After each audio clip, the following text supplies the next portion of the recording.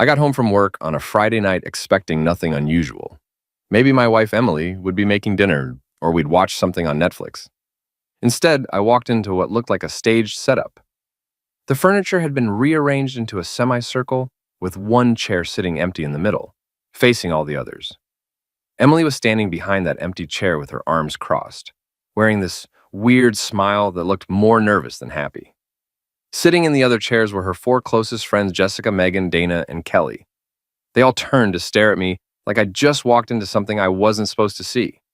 Except I was supposed to see it, because this whole thing was planned for me. Emily cleared her throat and said we needed to have a serious conversation.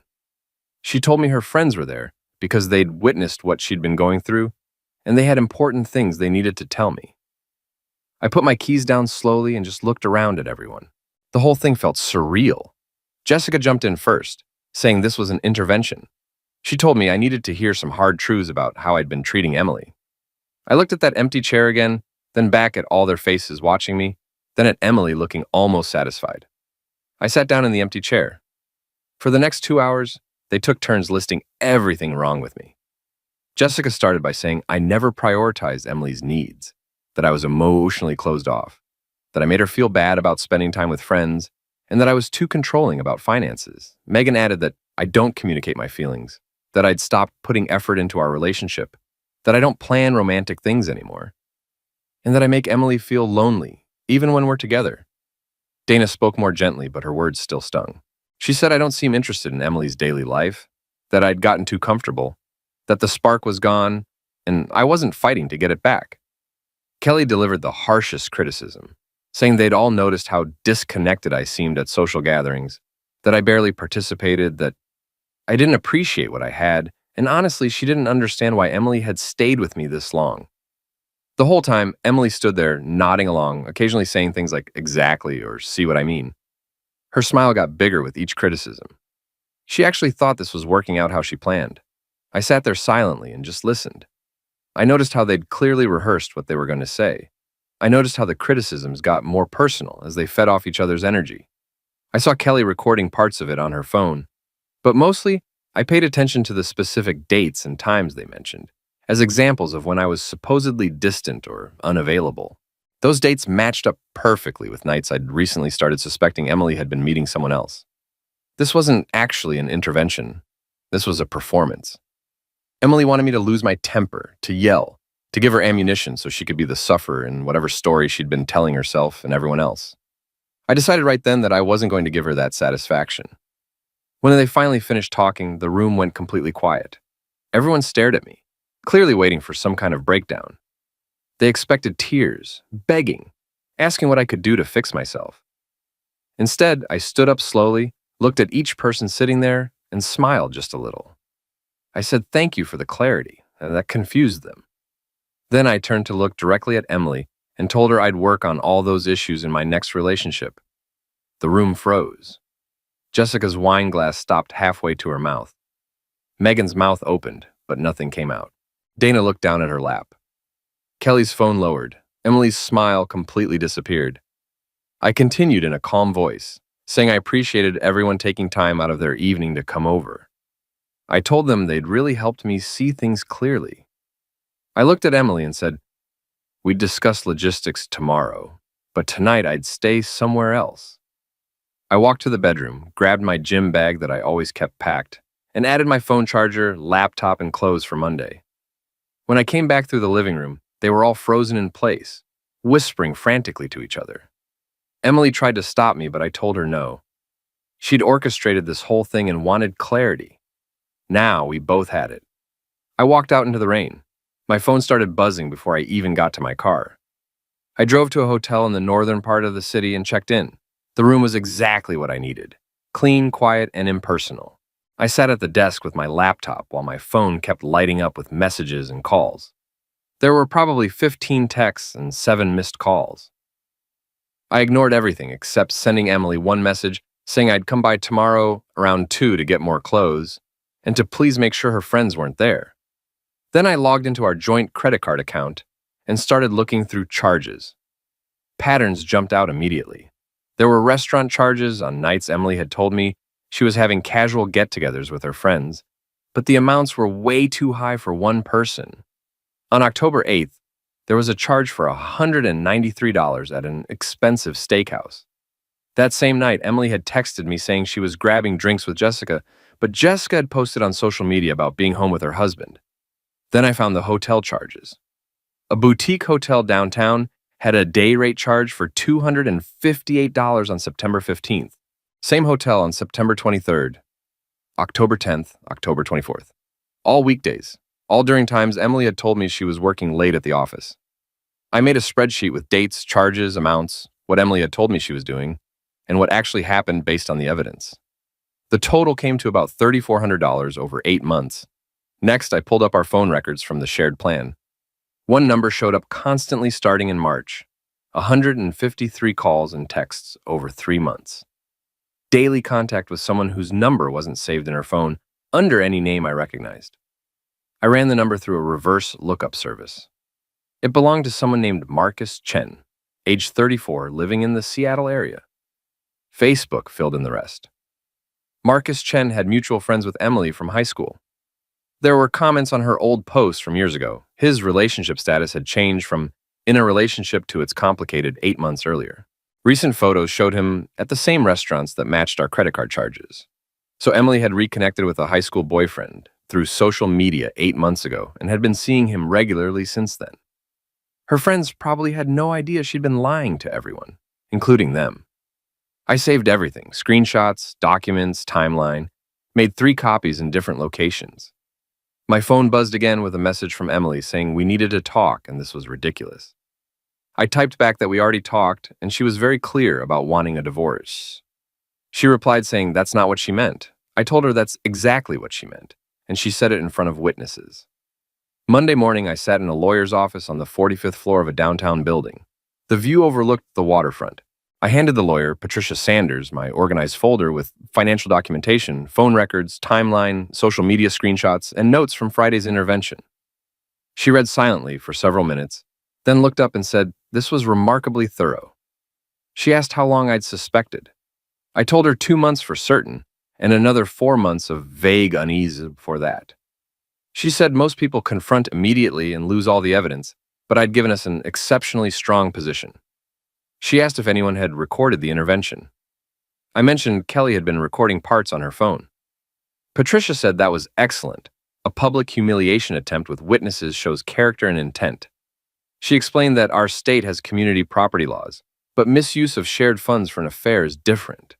We could seek reimbursement for those charges. She asked about the down payment on our house.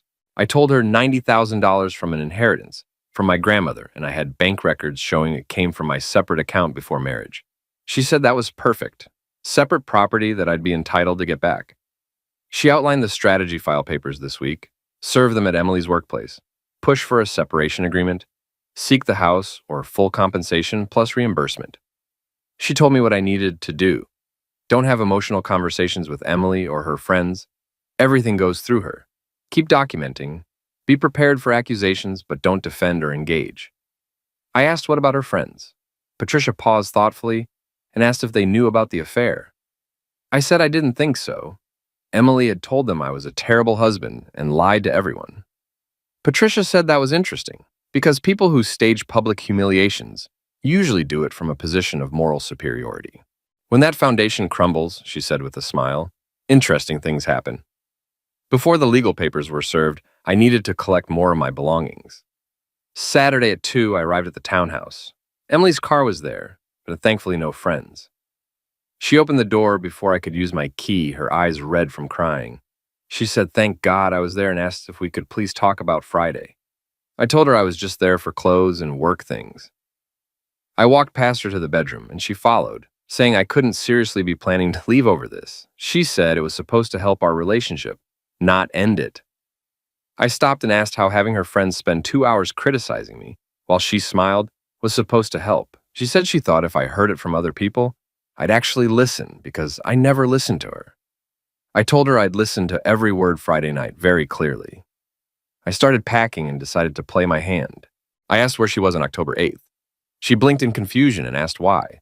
I said because she'd texted me that night saying she was having drinks with Jessica, so where was she actually? She said she was with Jessica and asked why I was asking. I told her Jessica had posted on social media that night about being home with her husband for movie night. So where was Emily? Really, she went pale. She said she didn't remember every single night. I brought up the expensive steakhouse charge, $193 for dinner for two. Who was she with? She stammered that she probably met Megan instead. I continued with the hotel charges. September 15th, day rate. September 23rd, same hotel. October 10th, October 24th. All times she'd said she was working late, but hotel charges every single time. She asked what I was doing, if I was spying on her. She called it insane and controlling. I pulled out my phone and showed her screenshots. I asked about the phone number with 153 calls in 3 months and daily texts. Who was Marcus Chen? She froze completely. I told her social media is very informative. High school boyfriend who reconnected this year. All those charges, all those hotels, all those late nights. I asked how long it had been going on. She started crying and saying it wasn't what I thought. I said it was exactly what I thought. 8 months since March, while she'd been telling her friends I was the problem. I asked if they knew. Did Jessica and Megan know she was cheating when they spent 2 hours Friday telling me I wasn't good enough? She insisted she wasn't cheating, that it wasn't physical. I pointed out that hotel receipts said otherwise. She broke down saying they were just talking at first, that Marcus understood her, that I was always working and distant. I asked if Friday night was her exit strategy, make me the villain so she could leave without being the bad guy. She said no, she wanted us to work out, wanted me to change so she wouldn't need him. She stopped herself. I said so you wouldn't need him and laughed without any humor. I told her that's not how relationships work. If she was unhappy, she should have talked to her spouse, not cheated and then orchestrated public humiliation to justify it. She switched tactics, saying she'd end it with Marcus completely. We could go to counseling, fix everything. I asked if she wanted to fix it after staging an intervention to tear me down, after her friends recorded parts of it, after 8 months of lying. She said her friends didn't know about Marcus. They just thought I was neglectful, and she could tell them it was a misunderstanding. I told her she was going to tell them something, but it wouldn't be that it was a misunderstanding. Her eyes widened. She asked what I meant. I said I was filing for divorce this week, and her friends would learn exactly why. She said it would humiliate her and ruin her friendships. I pointed out she'd tried to humiliate me Friday in front of those same friends while I sat there knowing she was lying to all of them. She said that was different. I said no, it's exactly the same, except I had evidence. She was fully panicking now, saying we'd been together 6 years and married for 4. That had to count for something. I agreed it did count for something. It counted enough that I should have gotten an honest conversation instead of an ambush. It counted enough that she shouldn't have spent our money on another man. It counted enough that she shouldn't have lied to everyone we know. I grabbed my suitcase and said my attorney would be in touch. She asked in shock if I'd already hired an attorney. I said I hired one Saturday morning, she'd be served this week, and I suggested she hire one too. She asked if I was serious. I told her I'd never been more serious. She staged an intervention to end this marriage, and congratulations, it worked. She insisted she didn't want to end the marriage. She wanted me to fight for her. I stopped at the door and turned back. I said fight for her. She'd spent 8 months cheating, then gathered an audience to tell me I wasn't worth her time. Why would I fight for someone who thinks that's acceptable behavior, she said. Because I loved her. I told her I loved who I thought she was, but Friday night she showed me exactly who she really was. Someone who orchestrates public humiliations to avoid honest conversations. That's not someone worth fighting for. That's someone to walk away from. The next few days were a blur. Papers were served Wednesday morning at the coffee shop where Emily met her friends regularly. Jessica and Megan were there and watched her face go white as the process server handed her the envelope. My phone exploded. Emily called 12 times and sent over 20 texts. Jessica called 3 times, leaving messages about how I was destroying Emily. Megan sent texts saying this seemed fixable. Dana sent one message hoping we were both okay. Kelly kept calling from unknown numbers. I didn't respond to any of them except one text to Emily saying all communication goes through attorneys. Wednesday evening, Emily showed up at my friend Tom's house where I'd been staying. I came to the door but didn't invite her in. She asked for just 5 minutes face to face. I said no, everything goes through attorneys. She asked if I was really going to throw away 6 years over this. I said I wasn't throwing anything away. She did that Friday night and 8 months before that. She said she made a mistake, but divorced without even trying. I told her she tried to publicly humiliate me instead of having an adult conversation, and that told me everything I needed to know. We were done. I closed the door. Thursday afternoon, Patricia called saying she'd gotten an interesting call from Jessica Hayes, one of the intervention participants. Jessica had called to inform her I was being unreasonable, and this was all a big misunderstanding. She said Emily was devastated, and I was refusing to communicate. Patricia said that was accurate. I was refusing, and good, stay that course. But it gave her an idea. She asked how I'd feel about a meeting, since Emily's friends seemed very invested. They were there for the intervention, so they should be there for the truth. She wanted to present the evidence supporting our divorce petition. And if Emily's friends happened to be present to support her, they'd learn some interesting things. She asked if I was game. I absolutely was. Friday at 3, I arrived at Patricia's conference room. Large table, organized documents, windows, overlooking the water with rain falling outside. Emily came next with her attorney, looking exhausted and nervous. She sat across from me but wouldn't meet my eyes. Then the friends arrived, Jessica, Megan, Dana, and Kelly. They looked confused but had been invited by Emily for support. They sat around her at the end of the table. Patricia began by thanking everyone for coming and introducing herself and Emily's attorney.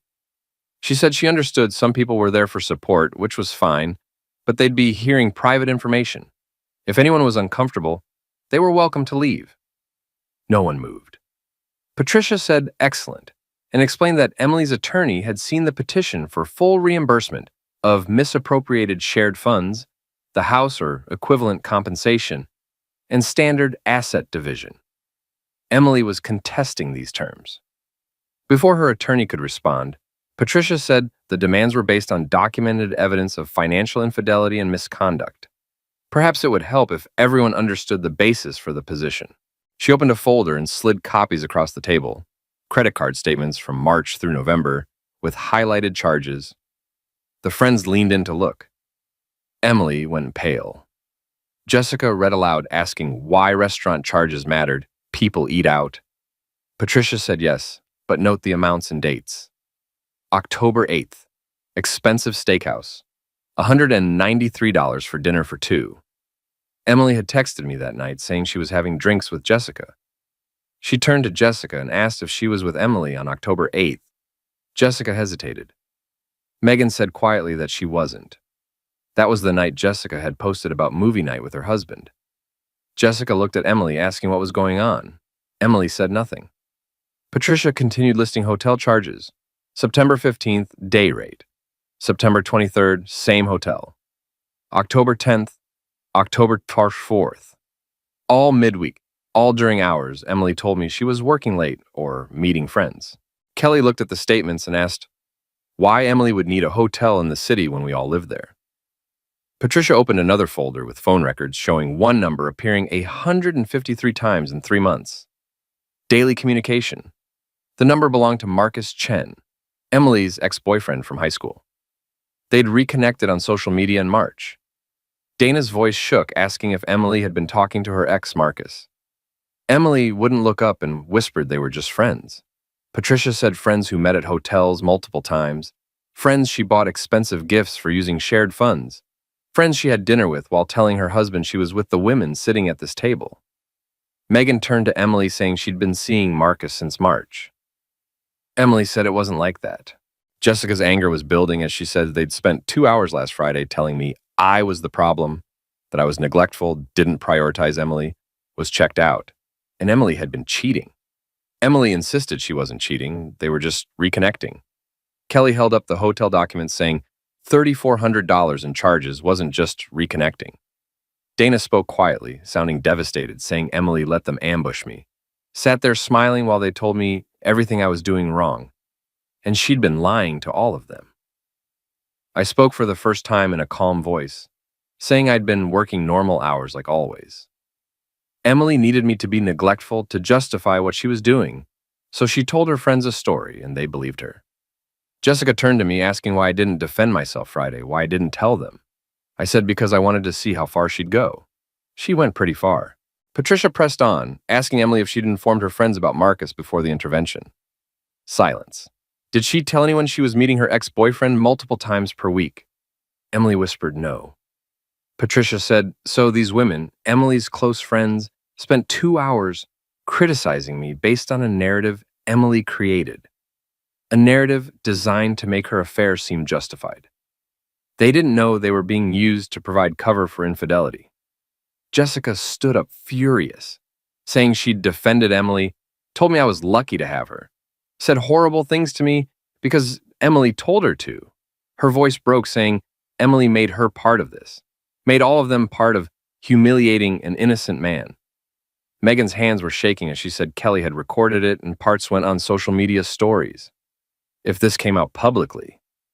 Kelly went pale, saying she'd deleted the videos after 50 people had seen them. Dana looked at Emily with tears, asking how she could do this to them. They'd trusted her. Emily was crying, saying she didn't mean for it to go this far. She just wanted me to fight for her. One wanted me to care enough to stop her. I asked, stop her from what? From cheating. That's not something I should have to stop. That's something she shouldn't do. She said I was so distant, I didn't notice she was unhappy.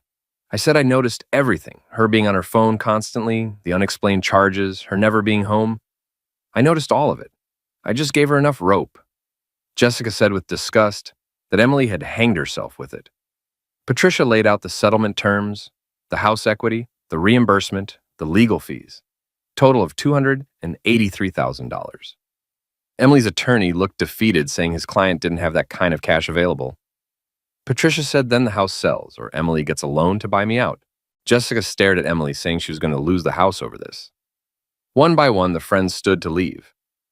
Jessica said she was done, told Emily not to call or text. They weren't friends anymore. Emily had used her to hurt someone who didn't deserve it. Megan followed her out. Dana stopped by me tearfully, saying she was so sorry, she should have questioned things. I told her she was manipulated. Emily was good at it. Kelly left without speaking. They were gone. Emily sat alone, except for her attorney. She said broken that she'd agree to the terms, whatever, she just wanted it over. Patricia said they'd have papers drawn up by Monday. Emily looked at me and asked if I was happy now. I'd destroyed everything. I said no, she destroyed everything, and I was just making sure I didn't go down with the ship she'd sank. 3 months later, I signed the final divorce papers in Patricia's office. The house had sold. My portion came to $279,000. Emily paid the reimbursement and legal fees in full. The divorce was final. Patricia asked what I was going to do now. I told her I'd bought a condo in a nice neighborhood, smaller than the townhouse, but it was mine with no shared history. She asked about Emily. I said last I'd heard, Emily was living with a roommate across town. The affair with Marcus had ended 2 weeks after our meeting. Turns out he wasn't interested in a public relationship. Her friends still weren't speaking to her. She'd changed jobs because she couldn't handle running into people who knew what happened.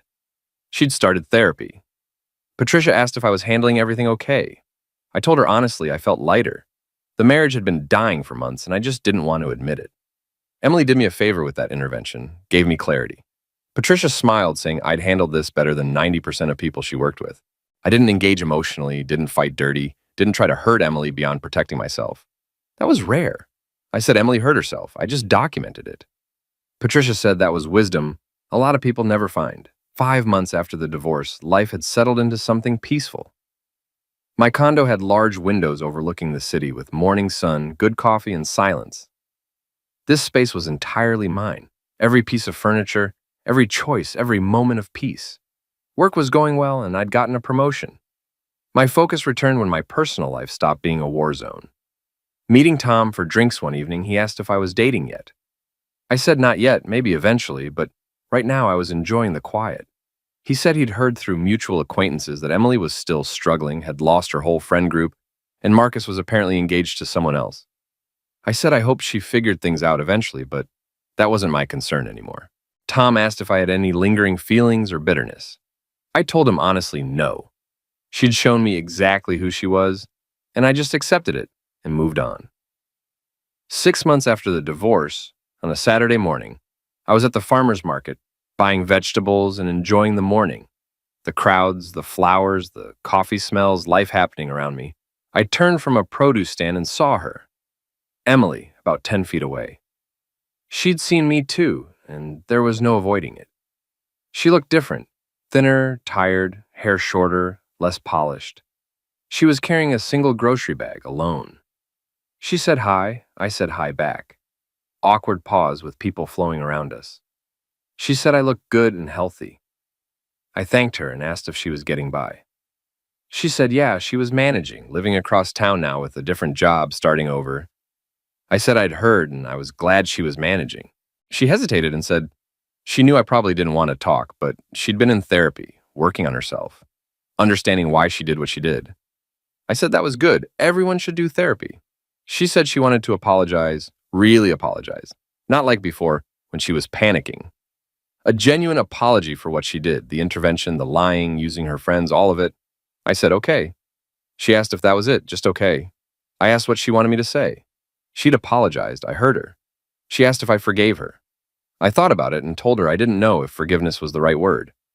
I wasn't angry anymore, wasn't hurt, just neutral. She was someone I used to know who made choices I didn't agree with. That was all. Tears started in her eyes. She said that was worse than anger. I said maybe, but it was honest. She'd wanted me to fight for her, to be devastated, to beg her to stay. When I didn't, she realized too late what she'd lost. But she didn't lose what she thought she lost. She lost the version of me that would have tolerated that behavior. She said she knew that now. She thought I didn't care because I wasn't emotional, but I cared enough to have standards. She said she'd lost everything, friends, marriage, home. Marcus didn't want anything serious. Her parents barely talked to her. All because she was too cowardly to just have an honest conversation. I told her she didn't lose everything, and she lost the things she took for granted. There's a difference. She asked if I ever wondered if we could have worked through it if she'd just been honest from the start. I said no, because the person who could orchestrate that intervention wasn't someone I wanted to be married to. That was a character issue, not a communication issue. She accepted this and said that was fair. She asked if I was happy now. I said, yeah, I was. Not in a dramatic way where everything was perfect, just in a peaceful, authentic way. I liked my life and who I was in it. She said she was glad and meant it, that I deserved to be happy. I said she did too, just not at my expense. She paused and said she should let me go. I said it was just errands, nothing exciting. She said that sounded nice, actually, boring and normal. She tried one more time, asking if I ever wanted to get coffee and talk about what went wrong, like for closure or whatever. I told her I had closure. I'd had it 6 months ago when I signed the papers, but I hoped she found hers. She asked if I ever really loved her. I said, yeah, I did. I loved who I thought she was. But people show you who they really are when they think they're winning. The intervention showed me exactly who she was when she thought she had the upper hand. That was the truth of her. She nodded, crying quietly, saying she guessed she deserved that. I said she deserved honesty, and that's what I was giving her. We said goodbye. She walked toward the exit. I continued shopping. No rush of emotion, no anger, no satisfaction, no regret. Just recognition that some chapters close completely. She was part of my story, but not the story itself. The intervention was supposed to break me. Instead, it freed me. 1 year after that Friday night intervention, I sat on my balcony with coffee, watching November rain fall on the city, lights reflecting off wet streets. My phone rang. It was my brother checking in, remembering it was the 1-year anniversary. I told him honestly I was great. I'd bought new furniture that week, and the place finally felt completely like mine. I'd gone on a few dates, but nothing serious, not rushing it. He said I sounded different than a year ago, lighter. I told him I was. I hadn't realized how heavy that relationship had become. Constant wondering, constant performing, constant trying to be enough for someone who was looking for reasons I wasn't. After hanging up, I sat with my coffee watching the rain. A year ago, Emily thought she was ending our marriage on her terms with her friends, her script, her audience. She expected me to crumble, to fight, to give her the drama that would justify the story she'd been telling herself. Instead, I gave her agreement. And in that agreement, I took back every ounce of power she thought she had. The intervention was supposed to be about my flaws. Turned out it was a mirror held up to hers. She couldn't handle what it reflected. I learned that love without respect is just slow-motion destruction. I learned that silence can be more powerful than any argument. I learned that walking away with dignity beats fighting for scraps every single time. Most importantly, I learned that the best revenge isn't revenge at all. It's building a life so full of peace that the chaos you left behind becomes a distant memory. Emily wanted me to fight for her, but you don't fight for someone who's already decided you're not worth their honesty. You just let them go and build something better. Her friends learned not to be weapons in someone else's war. She learned that public humiliation has consequences. And I learned that sometimes the bravest thing you can do is simply agree with someone who's trying to hurt you. 1 year later, I'm not angry, not bitter, not even particularly interested in what happened to her. I'm just free. And that freedom is worth more than any relationship built on lies. I set down my empty coffee cup as rain continued falling and the city continued living. I smiled slightly, pulled out my book, and settled into my chair. My space, my life, my choice.